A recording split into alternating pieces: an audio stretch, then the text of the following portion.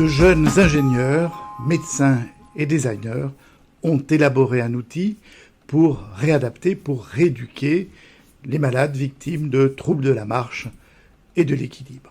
Cet outil est particulier parce que, pour la première fois, il associe à un tapis de marche de la réalité virtuelle. Je m'appelle Thibaut Failly, je suis ingénieur et cofondateur aux côtés de 4 associés, médecins, ingénieurs et designers de la société Easygain.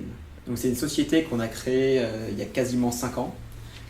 L'objectif était de proposer un nouveau produit et service de rééducation de la marche et de l'équilibre au travers d'un premier outil physique que vous avez là, le tapis EMA.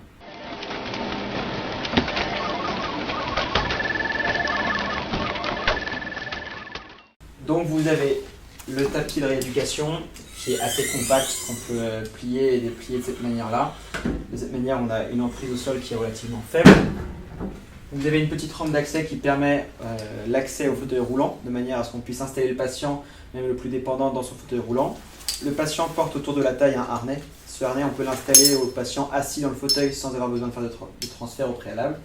C'est attaché au système de sangle qui va permettre de verticaliser le patient. Et ensuite, le patient a face à lui une tablette, un écran sur lequel il va pouvoir visionner les différentes activités auxquelles il va participer, ou alors il va porter un masque de réalité virtuelle. Et là, vous avez ici les capteurs qui permettent de situer le masque de réalité virtuelle dans l'espace, de manière à ce que quand le patient tourne la tête, eh bien, dans son image, ça puisse aussi tourner en même temps. Voilà, c'est à peu près tout.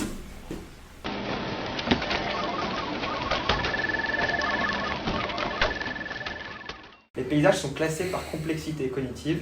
Si vous allez marcher en Savoie, etc., ça va être très paisible. Si vous allez à Istanbul, ça l'est beaucoup moins.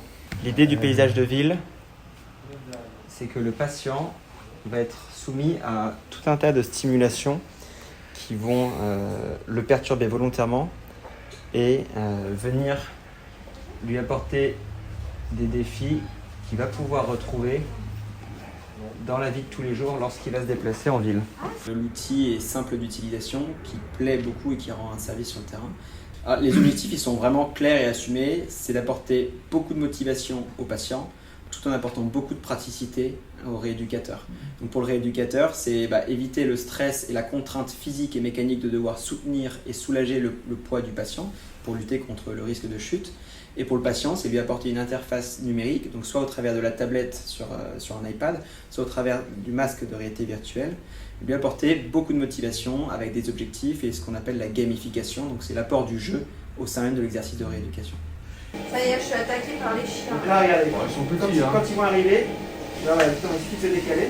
Alors, vous voyez les gens qui ont préféré les dégommer. Comme ça.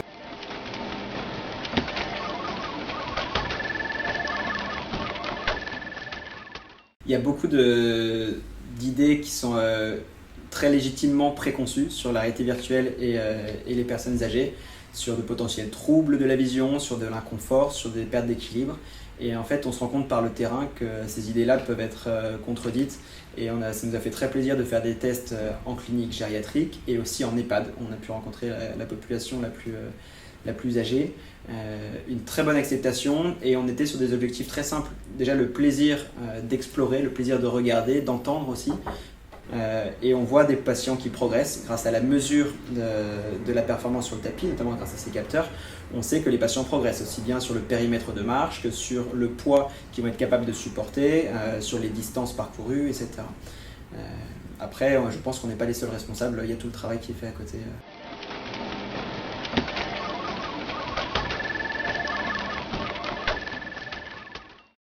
On débute, nous, avec la rééducation du membre inférieur en réalité virtuelle, ce qui est vraiment une première mondiale, d'associer un masque de réalité virtuelle avec un tapis roulant dans un objectif de rééducation. Donc on est très fiers de cela. On va bien sûr poursuivre le travail là-dessus et on va aussi l'étendre au travail sur le membre supérieur de cette manière. Avec l'outil EMA et sa réalité virtuelle, on va pouvoir pratiquer tout un tas d'exercices, aussi bien sur le membre inf que sur le membre supérieur, et pourquoi pas des exercices de coordination aussi entre les deux. Tout le volet du cognitif est passionnant parce qu'avec la réalité virtuelle, on va pouvoir stimuler le patient d'une manière assez nouvelle, notamment pendant un exercice de marche, donc c'est ce qu'on appelle la double tâche. Et là-dessus, il y a beaucoup de choses à explorer sur l'héminégligeance, sur l'attention, la concentration, l'observation, demander au patient de faire des choix d'orientation dans l'espace, des tas de choses comme ça.